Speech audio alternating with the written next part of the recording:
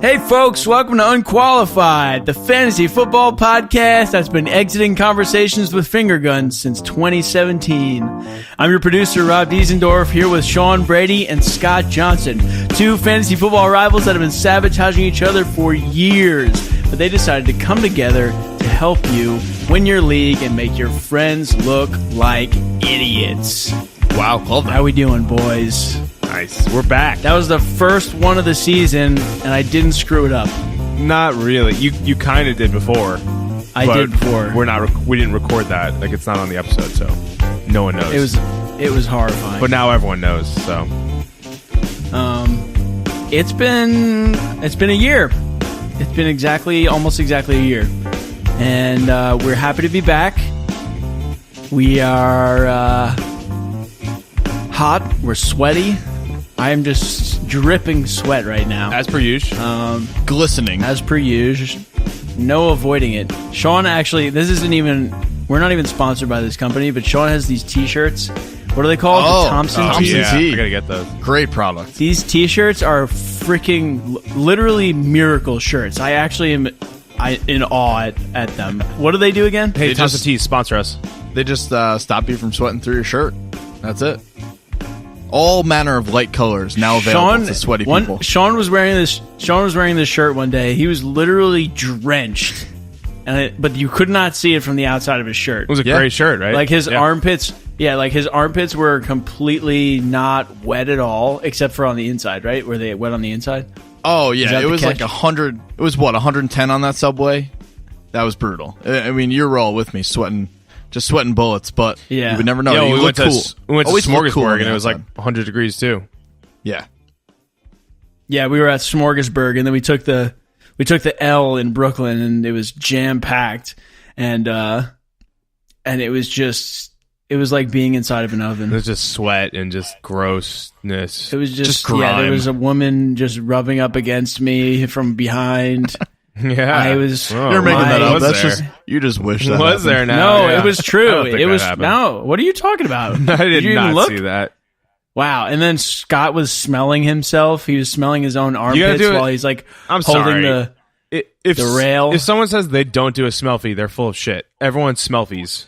Not on a freaking crowded subway. My arms are already up in the bold air, move. like He's holding going onto for the rail. Like, who cares? My arm's up already. It literally, you got to move your head like 3 inches over to the left or right. No one notices. Well, maybe they. I don't care if they notice. Whatever. I'm I'm pretty with you, sure there Scott. was I'm with multiple people watching you doing that, and then you made a face after you smelled your own armpit. Because it was 100 degrees. It was literally 100 degrees out. It was hot, and In I public, had a lot of food that day too. Disgusting amount of food. Disgusting amounts of food. Now that I'm thinking about it. Yeah, absolutely disgusting. Ew. But not as disgusting as you smelling your own armpits on the subway. I mean, maybe if I had a Thompson T sponsor us, it would have Yes, please. taken care of it. they're getting a lot of free advertising here. They really are. Where you at?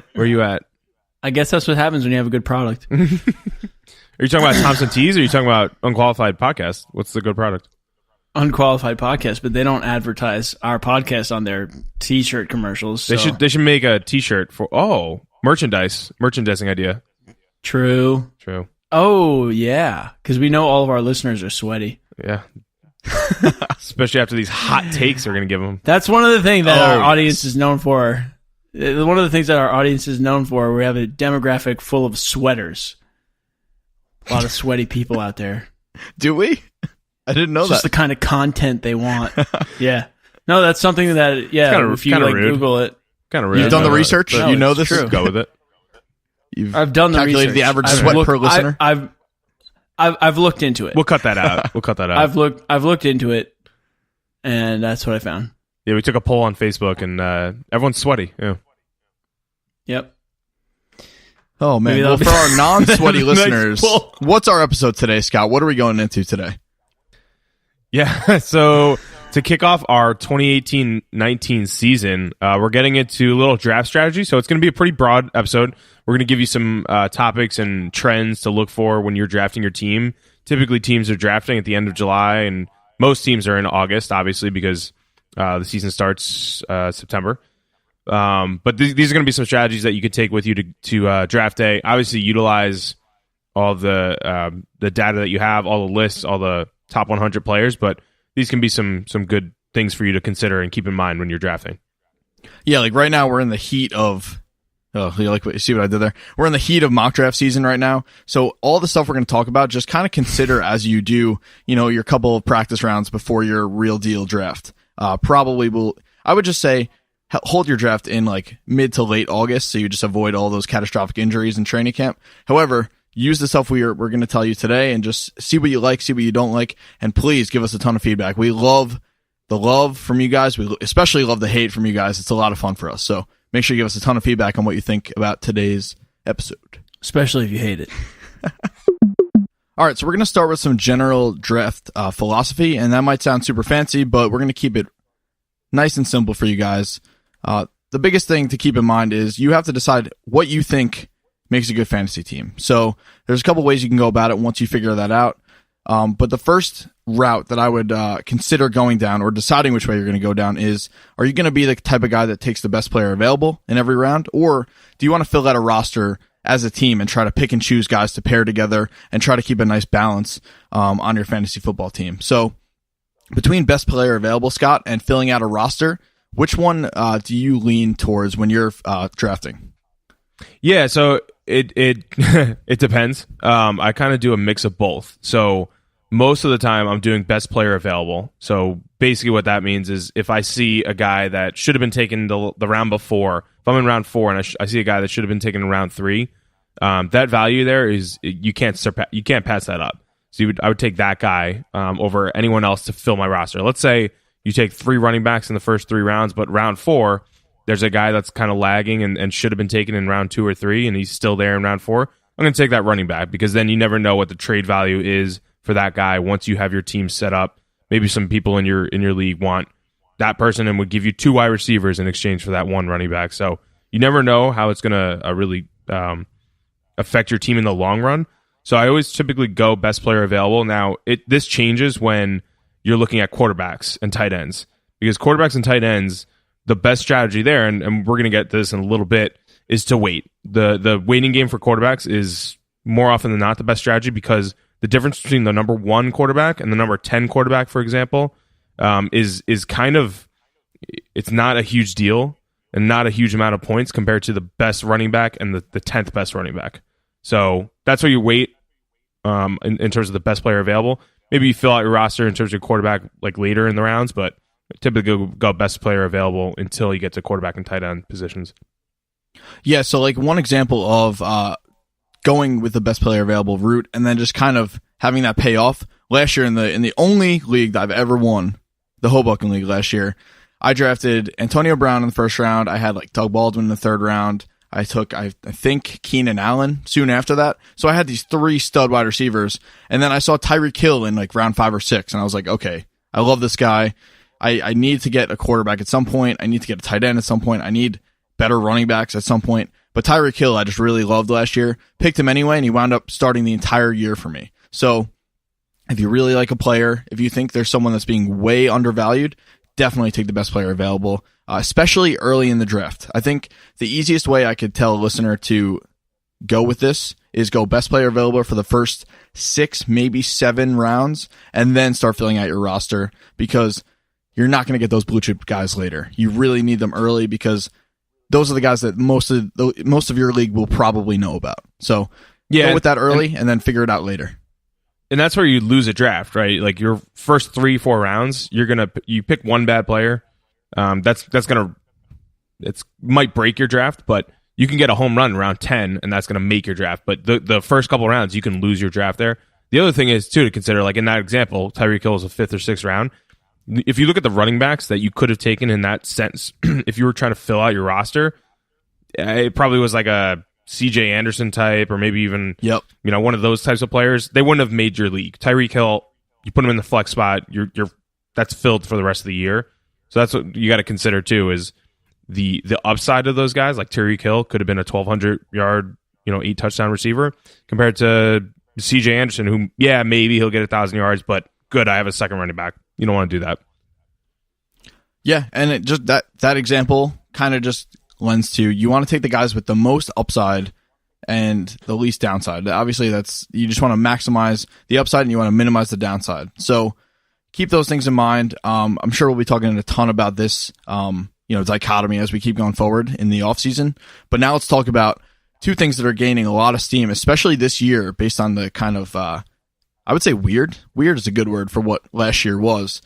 Scott, are you going running back heavy this year, or are you going to go with a little bit of a zero running back strategy? Yeah, so I always go running back and wide receiver for the first 6 rounds. I typically don't take a quarterback or a tight end until round 7 and up. So typically I'm going best player available. I'll take a Tyreek Hill of this year in round 5 or 6, like you were just saying. The zero running back strategy, I know you have some thoughts about that. The way I consider it, or the way I look at it is most leagues are PPR or half point PPR. So you can plug and play these pass catching running backs, like a Theo Riddick maybe, or a Ty Montgomery, who are pretty much second or third on their depth charts for Detroit and Green Bay, respectively. You can plug and play those guys, every other week if they have a good matchup or their defense that they're playing isn't good against pass-catching running backs, which weekly we'll let you know about. That's a pretty good strategy, and then you can stack your first 4 rounds or 5 rounds with 3 or 4 solid wide receivers that can get you to the cup, like Tyreek Hill, Keenan Allen, and the other guys that you drafted last year. It was proof of the pudding. Yeah, and I think the zero running back strategy is going to be very popular this year with people drafting at the end of the first round. So early in the first round this year, you have a ton of stud running backs. You have Antonio Brown will be up there always, and that's just a given. But there's a lot of good wide receivers at the end of the first round. You have Hopkins there, Odell Beckham Jr. is there, Julio Jones. So it's not impossible to wind up with 2 of those 3 guys, or maybe a Keenan Allen type, at the end of the first round, beginning of the second round. I think that's going to be very appealing to guys that are seeing these people possibly reach for running backs early and just say, you know what, I'm going to have the best wide receivers in my league, and that's going to be something I can bank on every week, and then I'll figure out running backs later. So it's definitely a possibility, especially this year with just the way the first couple rounds are shaking out. Yeah, and one really quick example before we move on or wrap this segment up is take a little example here. So let's say you have the choice between drafting a stud wide receiver in round 6 as opposed to just filling out your roster with maybe Marshawn Lynch or Jay Ajayi type, but you're going to get consistently 10 to 12 points from that wide receiver. You take the wide receiver, and then maybe in round 10, because it's a PPR or half-point PPR league, round 10 or 11, you could take a pass-catching running back that, maybe isn't getting the hype, but a Sonny Mitchell on New England could plug and play and do better for you than those other 2 running backs that I mentioned. Yeah, I mean, we're going to talk about New England running backs a ton, especially just based on how they pass the ball out of the backfield. You could be looking at 3 different running backs from that backfield that are startable in PPR leagues just based on how often they throw the ball to the running back. So there's guys out there, especially in full PPR leagues. I think that's probably the only spot I would personally go zero running back, just because I'm a guy that always likes to have 2 studs on my team.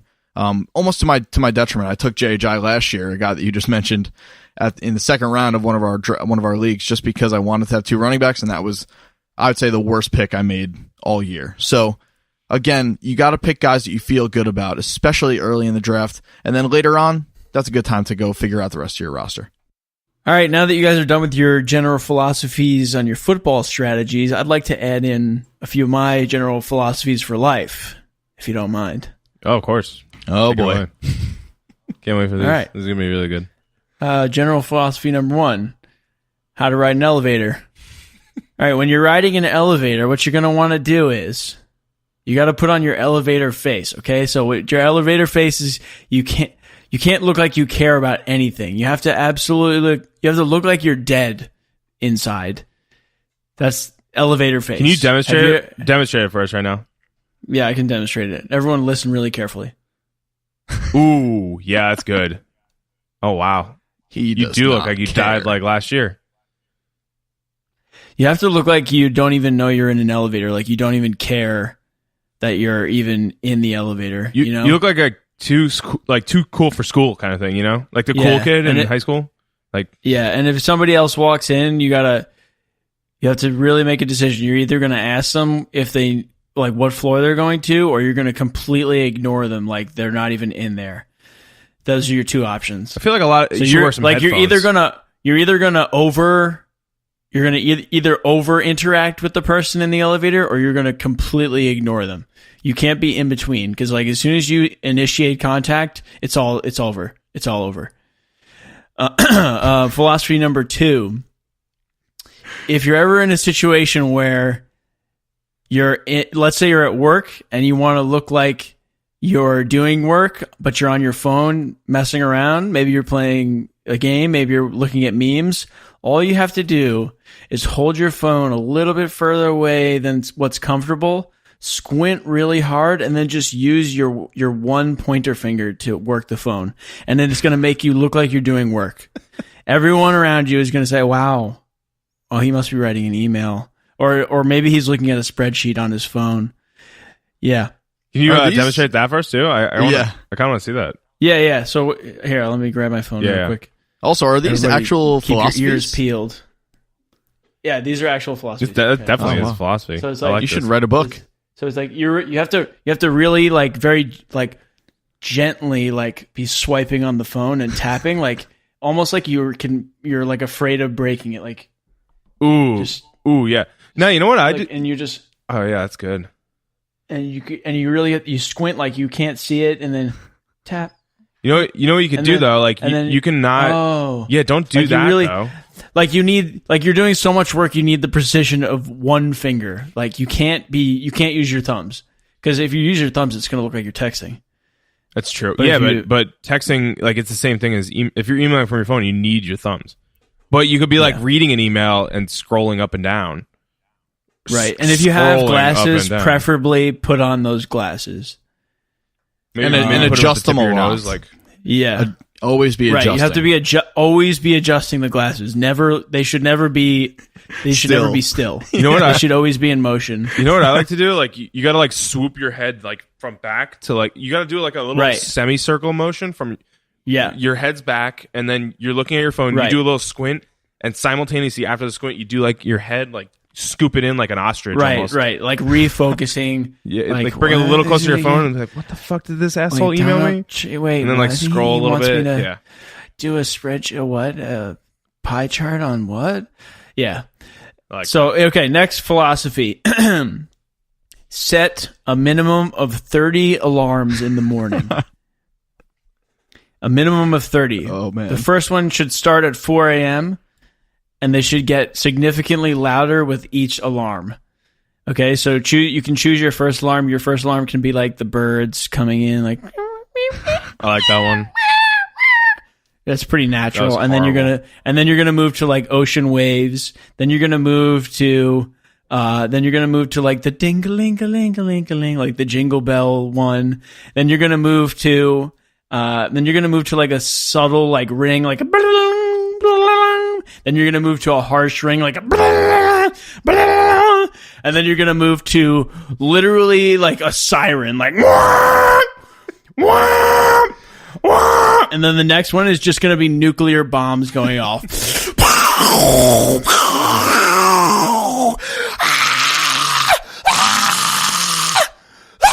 And people will be screaming in the background. Oh, dear God, is there a thing on the iPhones for and then screaming? and then the final one, which should probably be like around. I know what the final one, which should probably be around 6 a.m. is going to be an atom splitting. I was going to say someone coming into your room to like dump water on you. That's your final alarm. Yeah. It's a physical interaction. That would be. Oh yeah, well that would be a physical alarm. That would be different than the phone alarm. You know what my dad used to do? He used to pour water on my feet, like a little cup of water, and just pour it to wake you up. Yeah, or just horrible to wake me up. It was horrible. It was the worst thing ever because you're like then you have to like move your feet up. You like do a motion where because it's so like startling, and then your body's like moving too much, and then you're like fuck you. Now I'm going to get up. And it works. So your mattress is just going to get moldy. That's if brilliant. You're doing that. Shout out to Neil. That's fantastic. Neil Johnson killing it with the alarms. But yeah, he did not give a heck about moisture. No, he doesn't give a heck about it. I like that idea though because you associate that like little small birds chirping or like the waves eventually with that big huge nuclear alarm because you're like, all right, it's leading up to it. And I'm sure in your little sleeping stupor, you're going to be like, shit, I'll just get up at the chirping birds. Like exactly. eventually. You're gonna want to get up earlier because you're gonna try to avoid that final countdown, that final I like it. disturbance. That's some good philosophies there. Yeah, so those are my philosophies. There's a few more, but It's a good start. those will get you through. Those will get you going. Yeah, it's a good starter kit. All right, so we're going to look a little bit deeper at fantasy drafts by asking some specific positional questions. And we're going to start with the position that the NFL and football entirely starts with, which is quarterback. Scott, when are you taking a quarterback in a fantasy football draft? Yeah, so typically there's no hard and fast rule, but typically I always wait until round 7. So what that allows me to do is have 6 positional players between running backs and wide receivers that I know I have some stud players. I know I have a little bit of like risk involved, but high reward maybe. And I can plug and play those 3 running backs / 3 wide receivers, or 2 running backs and 4 wide receivers in and out of like every flex position, the 2 running back, 2 wide receiver, positional slots. So I typically wait until like round 7, and it has to be a pretty good deal for me to actually pull the trigger. So I'll give you a couple examples, and the reason for that, to go back a little bit, the reason for that is because there are such values later on. If you look at Carson Wentz last year, he was going in round like 14 because he was kind of out of the blue. He was a rookie 2 years ago. No one really thought he would really hit it off with the Eagles the next year, and he ended up being a stud. One of the top quarterbacks before he went down with injury. So there's going to be players and gems that you can kind of hit on late in the draft. But I typically wait until round 7. Let's say you have a Russell Wilson who's going like 55th overall in terms of ADP, and he's there in round 7, 8 still. I would pull the trigger on him because he's going like a round or 2 later than he should. So it's typically what I do. Yeah, I mean, I feel like people are starting to catch on and wait on quarterbacks, which actually kind of helps the people that already did wait on quarterback, because now good quarterbacks will be available later. So you're looking at drafts, and ADP might be one thing, but as far as like rankings, most of these good quarterbacks like Russell Wilson, Deshaun Watson, Carson Wentz, Cam Newton, obviously all of them have slight question marks coming into the year, between injuries and just if they can, repeat what they did last year. But they're all going in like the 6-7 range. And I think that's really where you want to be looking at a quarterback. I would say, I definitely agree with you. I want to at least fill out my, 2 running backs, 2 wide receivers, and my flex. Maybe if I take a quarterback before my first bench guy, that's fine. But it has to be a special situation. I have to really like, Deshaun Watson this year or Russell Wilson this year to do that. Which I typically, I'm fine waiting, taking a guy like, I don't know, Kirk Cousins, and then hoping on maybe, Pat Mahomes to be this year's Carson Wentz. Yeah, I was just going to say another strategy is to get a safe but steady guy like a Matthew Stafford, like a Big Ben, like a Kirk Cousins, who's not going to blow it out of the water. They might get like, be 10 to 15 range. And then a guy like Patrick Mahomes or even like a Mitchell Trubisky, who is a sleeper for me this year. Or Garoppolo. I could really hit it off. Garoppolo. He's going a little early for my liking, like 108 right now. Yeah, same with me. But that's a good strategy. If you get a safe and steady Eddie, pair it with a second guy, like a second quarterback in like round 14 or something like that. And then one more trap not to fall into is rookie quarterbacks. I know Deshaun Watson was killing it last year before he went down with injury, but and actually it paid off if you drafted him because he wasn't the week 1 starter. So people might fall into that pitfall with like Lamar Jackson on the Baltimore Ravens this year. He's not the starter. Joe Flacco is the starter. That's a totally different situation than the Texans last year. Tom Savage was not a proven guy. Yeah. Joe Flacco was a Super Bowl MVP. He's probably going to stick with the job the rest of the year unless he gets hurt. So I wouldn't fall into that pitfall with rookie quarterbacks. I don't even think Baker Mayfield, the first overall pick this year for Cleveland, is the starter either. I think Tyrod Taylor is. So I would just stay away from them for now. Yeah, I think the only rookie quarterback I would even consider drafting at any point would be Josh Rosen, just because we know Sam Bradford will get hurt within, between week 5? Yeah.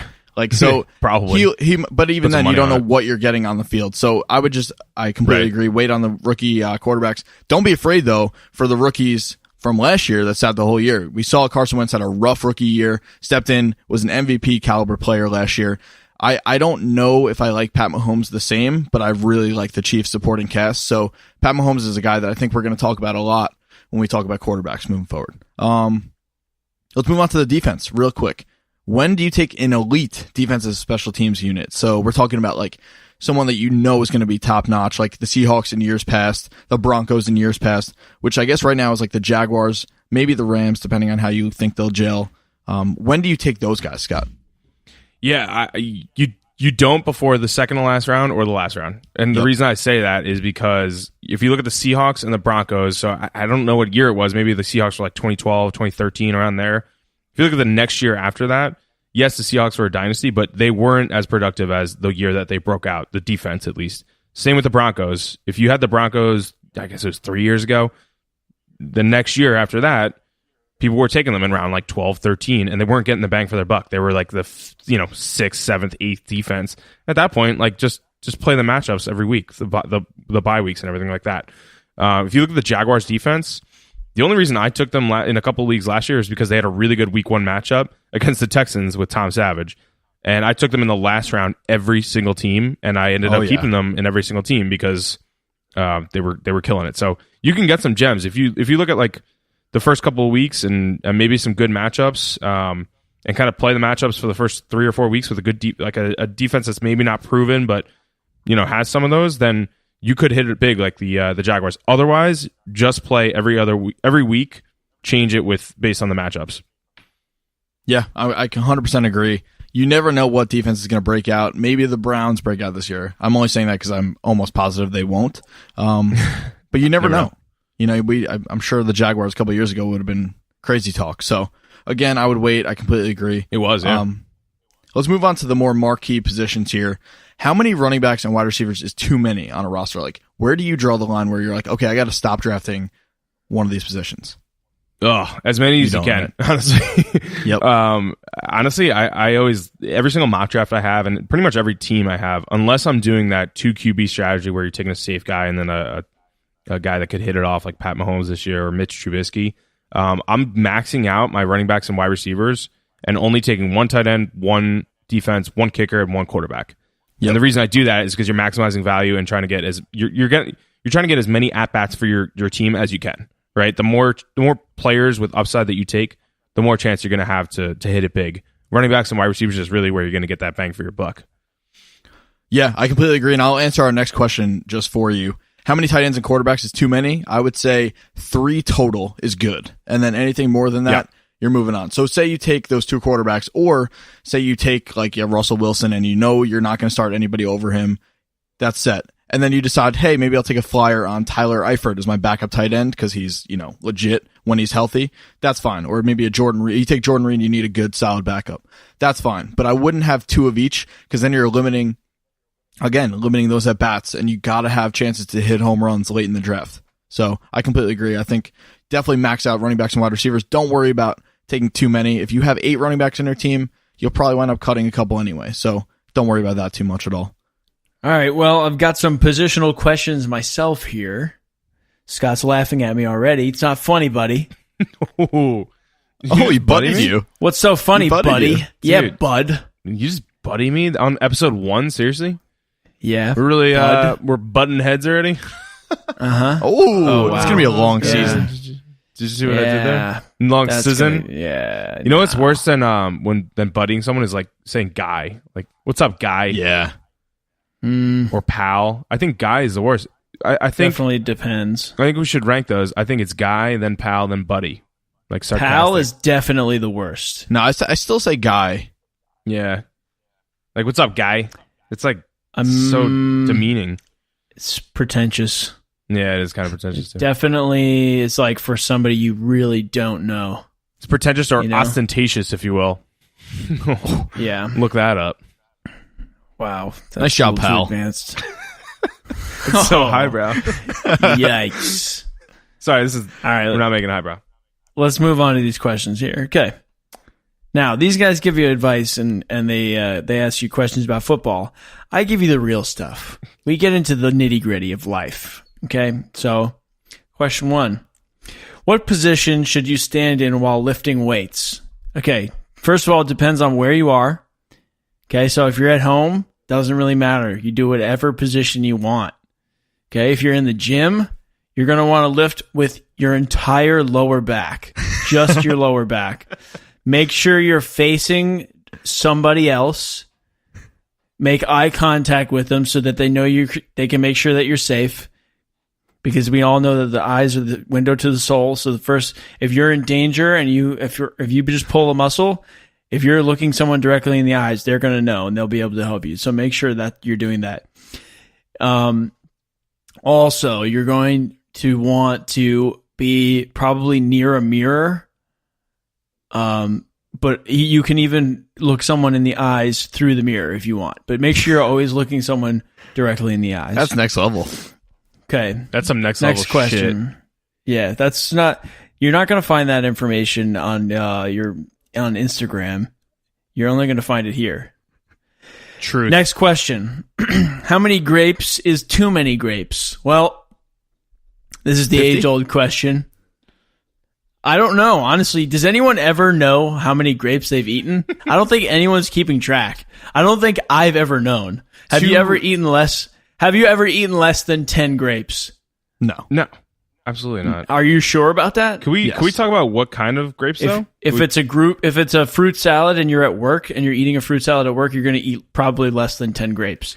All right, yeah, but I usually don't get the grapes from the fruit salad. But if you're eating, if you go to buy a bunch of grapes and you're going to eat those grapes, you're going to eat a shitload of those. Yeah, grapes. usually like 3 bundles, maybe 2 bundles. I don't know. Is it called a bundle? How many is too many? I don't know because I've never gotten full eating grapes. Oh, I have. I've literally never gotten full eating grapes. Grapes are I don't think it's possible. Beach food. The best beach fruit. Oh, yeah, that's true. They're refreshing and sugary. It's like eating tasty water. Yeah, but like I've gotten that like sugary overload feeling from grapes where it's like, I've never gotten that. You ate like 1 bundle too many. I think what I do is, well, first of all, red grapes, not green. Can we agree on that? Yeah. Okay. Yes. And I take 1 little bundle and I put it in like a little bowl so it fits perfectly. And then I'm like, oh, I can add this bundle in and it'll fit. So I like you kind of like use the bowl as like a measuring cup, if you will, and you can add as much as you want. But that's like I feel like I usually just go in the bag. I just eat bunches from the bag. I don't need a bowl. Anyways, do you, buddy? Next question.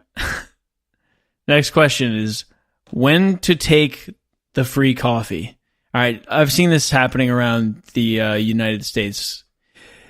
There's these places, and sometimes these places offer free coffee. Maybe you're at an insurance office. Maybe you're at work, or you're picking up some kind of equipment, and they have a Keurig, and there's just a whole bunch of crap laying all around the Keurig. They have different types of pods. Never the pods you want. And first of all, nobody should be using Keurigs anyway because they're destroying the environment. But when should you take the free coffee? Well, first of all, assess the situation. Figure out where you are. Where are you? Are you at the doctor's office? Don't drink that coffee. Oh, God, do not drink that coffee. You don't know what's going on in there. It could be full of germs. First of all, you don't know who's maintaining that machine. You know, it could be a nurse. If it's a nurse, is she washing her hands or his hands? Nice save. If it's a doctor, you know he just touched somebody's balls. Or she. Why is the doctor a he? Yeah, exactly. Or she, or touched somebody's Oh my God. But yeah, good. Another good save. I wish I could say the same as I just said. Yeah, I don't think I've ever seen a Keurig in a doctor's office, so I guess I've been lucky, but they got like water, obviously the water jugs. Maybe you're at the therapist. If you're at the therapist, definitely grab the coffee. You're going to need it. Also, it's going to make you panic. They always have those like what therapists decaf want. Donut shop ones. Like those are the pods you don't want, like a weird old Christmas flavor or like holiday donut flavor, shop. Decaf Yeah. Donut shop. Decaf donut. I don't know shop. how that company I don't know how that company survived. They were like, "Oh, what kind of coffee should we make? Well, let's just make generic donut shop. People will love it."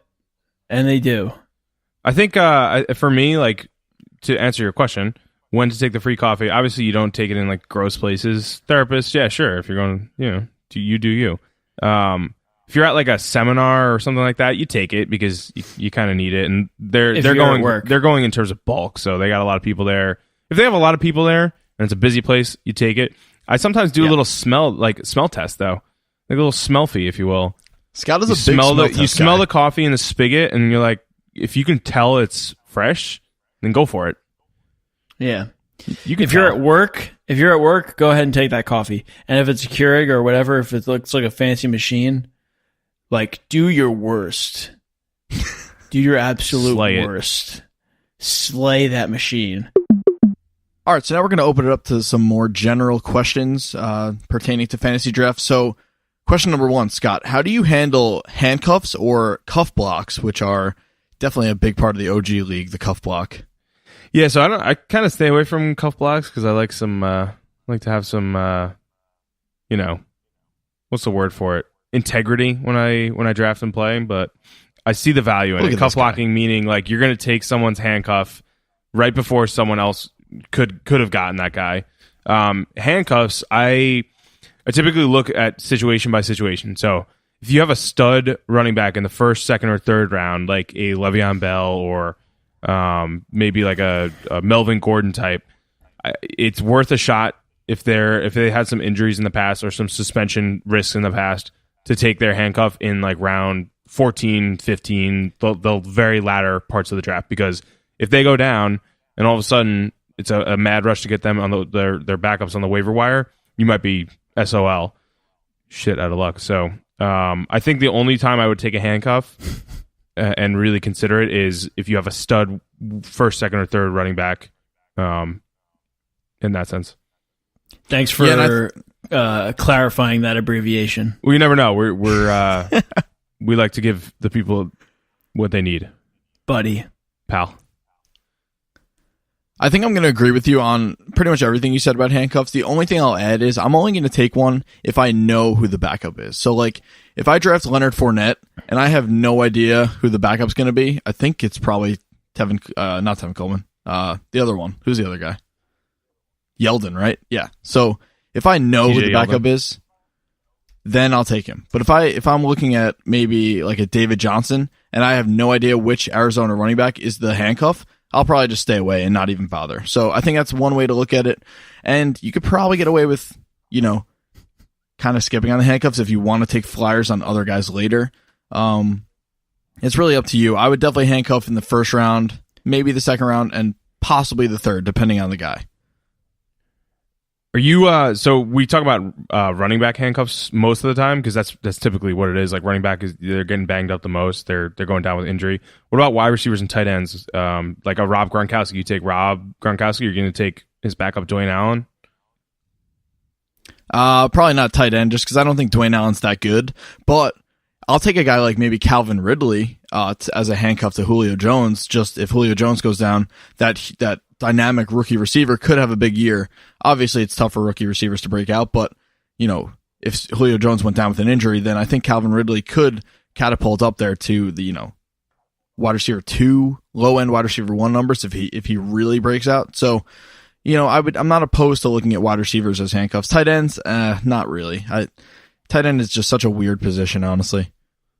So that kind of goes along with one of the next questions is drafting multiple players from the same team. So if you're not handcuffing, like in the sense of like Julio Jones as a wide receiver on the Atlanta Falcons and Calvin Ridley as a wide receiver is the second in line, are you drafting multiple players from the same team? Let's say it's like Isaiah Crowell on the Jets, the running back, and then Robbie Anderson, the wide receiver on the Jets. Are you drafting them both in the same team? On the Jets, no, but yeah. If I'm looking at maybe, like, say I get Dalvin Cook in the second round, and then at the end of the third round, I'm looking at Adam Thielen, I'll do that because that's fine with me. I think the Vikings more often than not will be playing well and putting points on the board. But if I'm looking at, say I grab Josh Gordon in like round whatever he's going in 4, and then Jarvis Landry for some reason is there the next round, I'm not doing that because I don't have enough faith in the Browns passing offense to warrant rostering both those guys. So I think it's easier if you go like QB wide receiver or running back wide receiver. maybe a team like the Giants, you can go with Odell and then take Sterling Shepard much later as like sort of a handcuff, sort of a flex play. That's fine too. But as far as like starting every week starters, it's going to be very tough to have two guys on the same team, I think. Yeah, and I'll take it a step further. The same positional like value, like the same type of position. I'll add a layer to that. So, like, take the Giants for example, right? You take Odell Beckham as a wide receiver, and then let's say you decide to take Evan Engram, the tight end on the Giants. Those two are pretty much going to be vulturing from each other throughout the whole season. Like whether it's touchdowns, whether it's yards, it doesn't matter. They're on the same team, on the field at the same time, pretty much, because they're pretty much every down players. They're going to be vulturing from each other, so you have to consider that when you're taking those guys. So I would say the same positional type on the same team, stay away from. You could take like a Sonny Mitchell on New England and a Rob Gronkowski on New England, the running back and tight end respectively, because it's kind of different and they both have value in like PPR or half point PPR leagues. Yeah, I love that. Now let's move on to one that's, I think, near and dear to our heart, because this is something we do a lot, me and you. How do you know, or I think how important is it, Scott, to know who you're not going to draft when you head into a fantasy football draft? Yeah, I think it's pretty important. I think one thing that happens to every single person, and this is the value of doing mock drafts over and over so you practice, which we're going to get into in a later episode for you and to kind of do it live for you. This is where, if you know who not to draft, and let's say you have 10 seconds left in a pick and you're freaking out, you have no idea who to take. If one of these guys is the next in the next 10 that you're taking, you know to take them off the list and you could take someone else. So we could just list them off. With this year, there's a couple of positions that I would consider not drafting at all because there's such a logjam there. So if you look at like Cleveland running back situation, they have three pretty solid running backs. Carlos Hyde was just there in the offseason. They also have, help me out with the names, Duke Johnson. Nick Chubb. And Nick Chubb, they just drafted. So those three running backs, they're going to vulture from each other. That's a three-headed monster. Same with Green Bay. I know you and I differ on that. There's three running backs there. Ty Montgomery, Jamal Williams, and Aaron Jones. Detroit is the same thing as three running backs. So I would just stay away from those positional, positions in those teams in general to start. Yeah, absolutely. And one thing to keep in mind, if you're going to put a do not draft list up there, you got to stick to it. So don't say I'm not taking Emmanuel Sanders, and then Emmanuel Sanders is sitting there in round 8, and you go, oh, maybe. Believe me, it's happened to me before. It's just not worth it. Me too. Fuck that guy. Well, and that also, I mean, there's a couple others that we can name, like a Sammy Watkins, who's now in Kansas City. It's kind of a logjam as well, right? Because they have Tyreek Hill and they have Travis Kelce as pass catchers in that offense. A new quarterback, so you don't know how much he's going to go to Sammy Watkins. Same thing with Jordy Nelson. He changed to the Oakland Raiders, the wide receiver. You don't know how much Derek Carr, the quarterback there, is going to go to him. Andrew Luck is coming from a pretty big surgery and way more serious than we thought. Don't know how he's going to bounce back. Jameis Winston is suspended this year and is kind of getting drafted late. So these are all guys to like put on your radar to kind of stay away from. Derrick Henry is another kind of chic play here, the Tennessee running back. That I like him. You like him, but I think he's going too early because they have Deion Lewis, again, an addition in the offseason to kind of offset his value and potential home run ability. So look for all of the offseason additions or subtractions from teams. Make sure you're aware of those, and that's where you can craft your do not draft list and take some guys off. I mean, that kind of goes into the opposite of what do you get stuck in when the time is running out. One thing that you should definitely do is make your own list of where you want to draft people. So ESPN or Yahoo, whatever it is going to give their generic list of, well, this is the first overall, second overall, third overall. You can change those lists oftentimes. So that takes some time, but feel free to like make your own list. And then once you get to like an auto draft or something, auto pick, if it's 10 seconds left of the pick and you have no idea who to take, good. You have your list.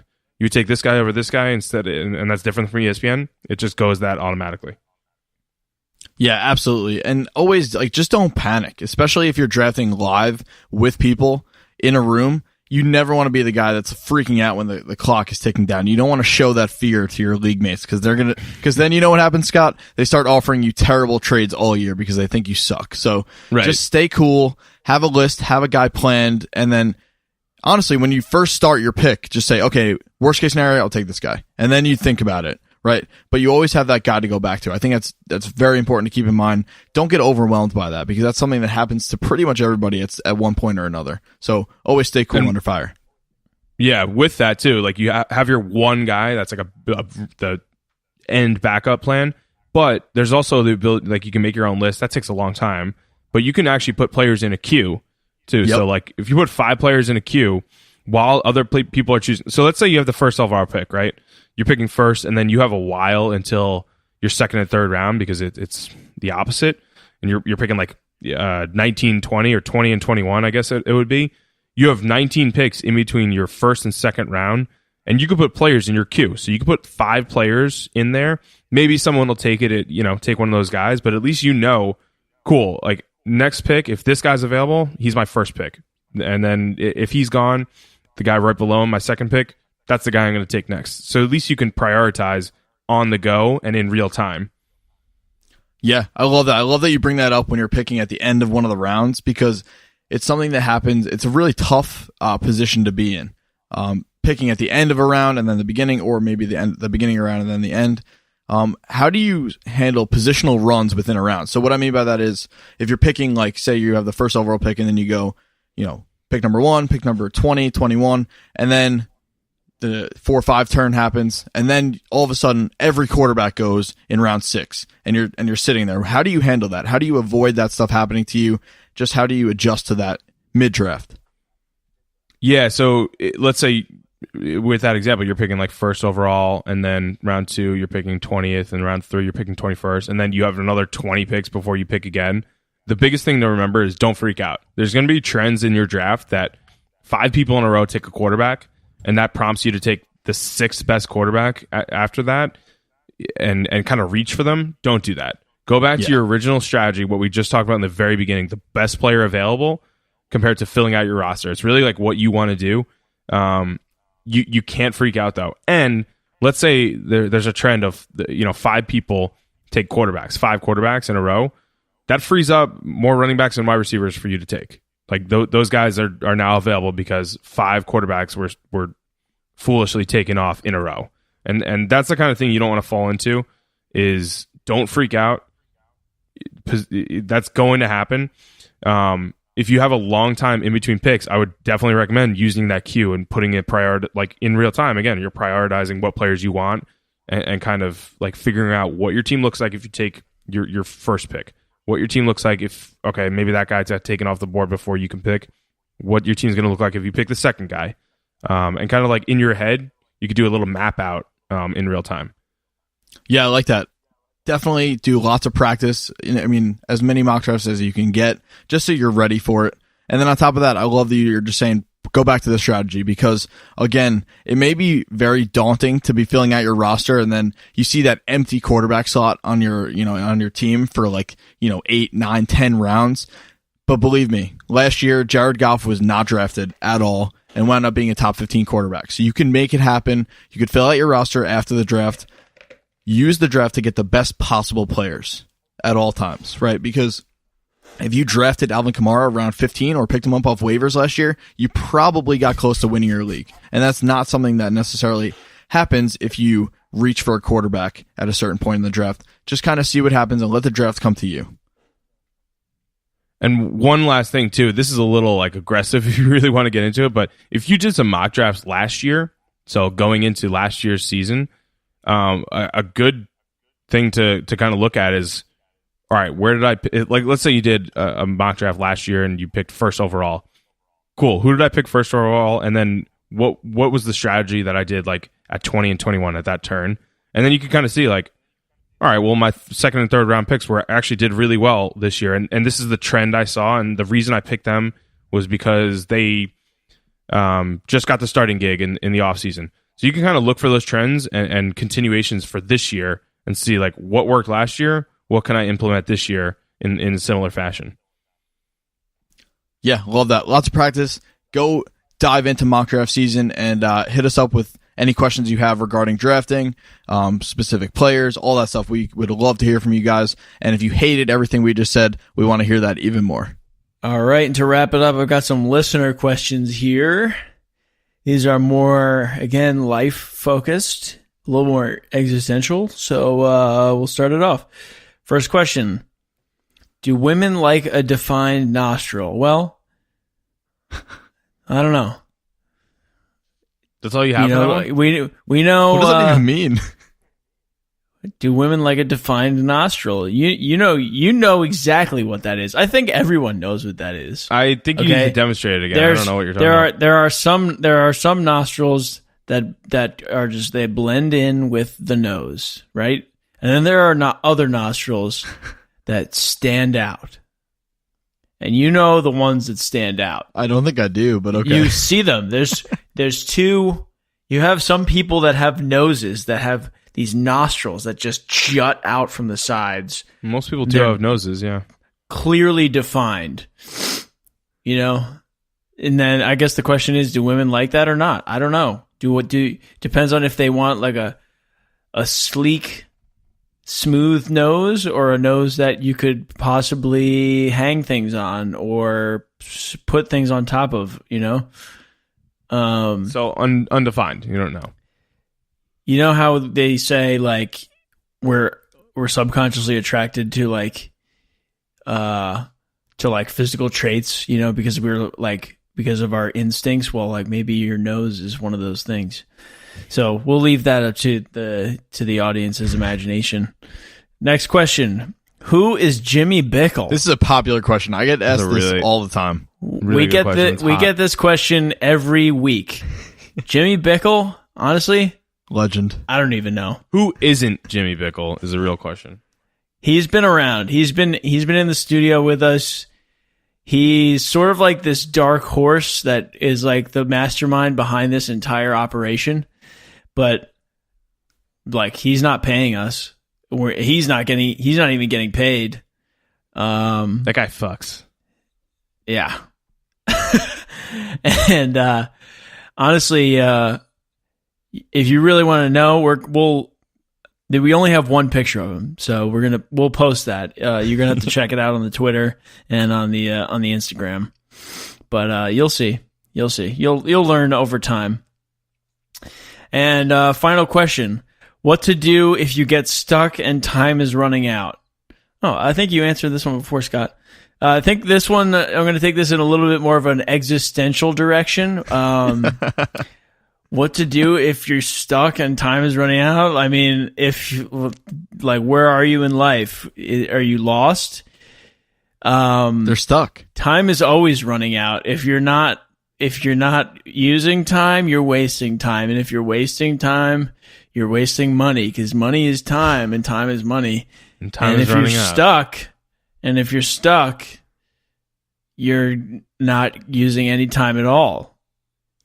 What is time? All right, well, that about wraps it up for the first official episode of Unqualified in 2018. Oh, wow. I cannot believe it. It's been a year. We've been waiting. You know it. So long, and we are back. And we are excited. Hey, I just have a quick note to our listeners. We missed you.